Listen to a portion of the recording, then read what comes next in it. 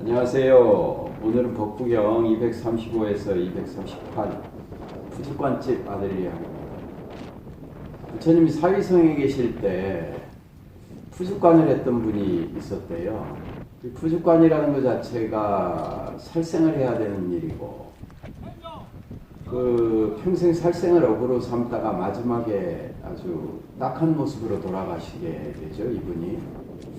살생을 하지 마라라는 게 참 곤란한 얘기긴 한데, 생명체는 모두 다 자기 목숨을 유지하고자 하고, 또 폭행을 자기한테 누군가가 저지르는 게 굉장히 곤란하지 않습니까?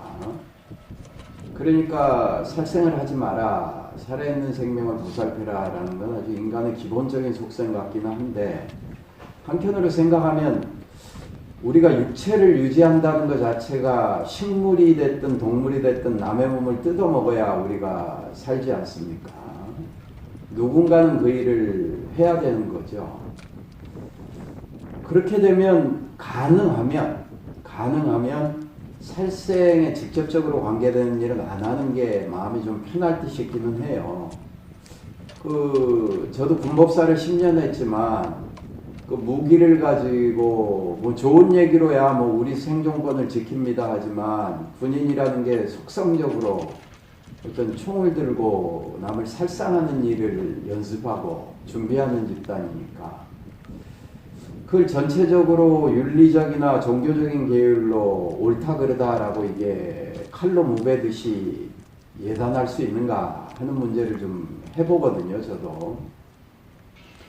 어쨌든 좀 살생을 한다, 의도하는 한은 남의 생명을 빼앗거나 남을 괴롭히는 일을 하지 말자, 이제 이 정도 얘기는 될 것 같은데, 어쨌든지 간에 이분이 좀 딱하게 돌아가시고, 그 부인이 남편의 죽음을 보고 혹시 남편이 평생 살생을 업으로 삼아서 저런 최후를 맞은 게 아닌가 해서 아들을 탁살리로 보낸다 해요. 탁살리로 간 아들이 금은 세공하는 집에 가서 일을 하게 되고, 그 집 딸하고 결혼을 하고, 그래 이제 손주를 낳게 되죠. 그리고 세월이 좀 지나서 다시 고향인 사와띠로 돌아오게 됩니다.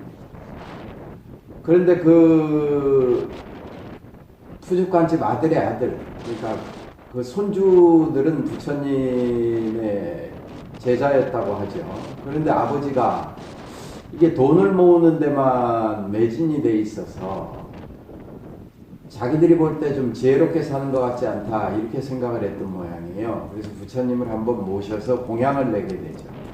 그래서 부처님께 살짝 얘기를 넣습니다. 부처님, 저희 아버지가 이게 뭐 물질적이고 향락적인 삶에만 너무 매몰이 되어 있습니다. 우리 아버지를 좀 제도를 해주시죠, 이렇게 얘기를 해서 부처님이 공양을 마치시고 그 푸주관집 아들을 불러서 하신 말씀이 이제 이 개송입니다. 개송 읽어보죠. 너는 지금 시들어가는 나뭇잎이다. 죽음의 전령이 내 가까이에 와 있다. 너는 지금 먼 길을 떠나야 할 사람이다. 그런데 아직 여행 준비가 되어 있지 않구나. 야, 이 무서운 얘기입니다. 숙제를 하지 않고 학교를 갈 때 제가 방학 숙제를 한 번도 다 해본 적이 없어서 되게 불안하잖아요. 근데 그건 몇 대 맞으면 끝나는데, 죽음을 목전에 놓는데 내가 인생을 엉터리로 살았습니다 하면 그 참 답답할 거예요. 내 자신을 견고한 발판으로 삼아라. 어서 빨리 지혜로운 사람이 되어라. 모든 어려움을 제거하고 번뇌로부터 벗어나야 한다. 그러면 너는 성스러운 세계에 갈 것이다. 너는 이제 많이 늙었다. 곧 염라대왕 앞에 서게 될 것이다. 내가 그곳에 가는 것을 멈출 수는 없다. 그러니 너는 어서 빨리 준비를 해야 한다. 너 자신을 견고한 발판으로 삼아라. 어서 빨리 힘을 다해 지혜로운 사람이 되어라. 모든 어려움을 제거하고 번뇌로부터 벗어나라. 그러면 더 이상 늙지 않을 것이다. 다시 태어나지 않을 것이다. 때리게 가면 버팔로들이 있다고 하죠. 근데 그 버팔로들이 눈이 앞을 보게 돼 있는 게 아니고 양 옆에 달려 있다고 해요. 그리고 화가 나면 이 버팔로들이 고개를 땅에 쳐박고 뛴다고 합니다. 그러게 되니 앞이 보이지 않게 되는 거죠. 오로지 옆만 보고 뛰게 됩니다. 그래서 버팔로를 사냥할 때 벼랑 쪽으로 버팔로를 몰아놓고 맨 뒤에 있는 몇 마리의 버팔로만 놀라게 하면, 당황하게 하면 이 뒤에 놈들이 고개를 땅에 쳐박고 달리기 시작을 하면 그 앞에 버팔로, 맨 앞에 있는 버팔로들까지 들판에 가득 차 있는 버팔로들이 들고 뛰기 시작을 합니다. 그들의 목표는 오직 하나입니다. 내 옆에 뛰는 아이들보다 한 발이라도 앞서 뛰어가는 거죠. 어디로 뛰어가는지, 왜 뛰어가는지 모릅니다. 그냥 뜁니다. 맨 뒤에 있는 놈이야 놀래서 뛰지만 그 앞에 있던 수많은 버팔로들은 누군가가 뛰니까 같이 뛰게 되는 거죠. 오직 옆만 보고 뜁니다. 한 발이라도 앞서가리라. 가만히 생각해 보면 우리 사회를 살아가는 사람들의 삶과 비슷하지 않나요? 그냥 뛰는 거예요. 옆에 보다 1점이라도 더 받아야 되고 옆에 사람보다 한 평이라도 더 넓은 집을 가져야 되고 옆에 사람보다 조금이라도 맛난 음식을 먹어야 되고 내 옆에 있는 사람보다 조금이라도 명품 가방을 들어야 되지. 그 여자분들이 어디 옷을 입고 가서 자기하고 똑같은 메이커와 이 디자인의 옷을 입은 사람을 보면 눈을 훑힌다 하대. 그 되게 불편하다 하더라고요. 그 심리를 나 잘 모르겠는데. 여하튼 뭐 앞서야 되는 거예요.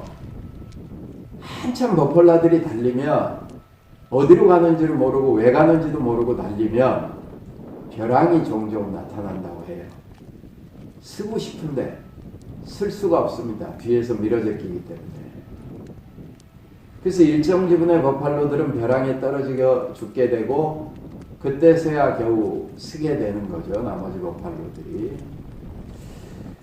우리가 살아가는 삶이 정말로 좀 그렇지 않은가 하는 생각을 해봅니다. 저도 이제 한두 달 지나면 60. 뭘 위해서 이렇게 달려왔나. 죽음이라는 게 얼마나 남았나. 이런 화창한 가을날이 오면 몇 해 전부터 이런 가을을 몇 번이나 내가 더 볼까. 그런 생각이 들어요. 젊어서는 머리로야 나도 늙을 거고 늙으면 죽을 거고 이런 생각을 하지만 그게 가슴으로 와닿지 않더만 이제 좀 그런 생각이 듭니다. 근데 부처님 말씀대로 멈출 수가 없죠. 우리 한번 가만히 생각해 보시죠. 나도 옆만 보고 오늘도 달리고 있는 게 아닌가. 어디로 달리는가. 왜 달리는가. 이런 것들은 모르고 전부 달려가고만 있지 않은가. 숙제를 안 하고 학교로 가는 아이가 두렵듯이 인생을 지혜롭지 않게 살아간 사람의 마지막 길도 아마 두려울 겁니다. 한번 촘촘히 생각해 보시고 조촐하게 삼가고 그리고 또 조금 내려놓고 물러서고 수행도 하고 그렇게 살아야 되지 않을까 싶습니다. 자, 오늘 여기서 마치겠습니다. 편안하시고 행복하세요.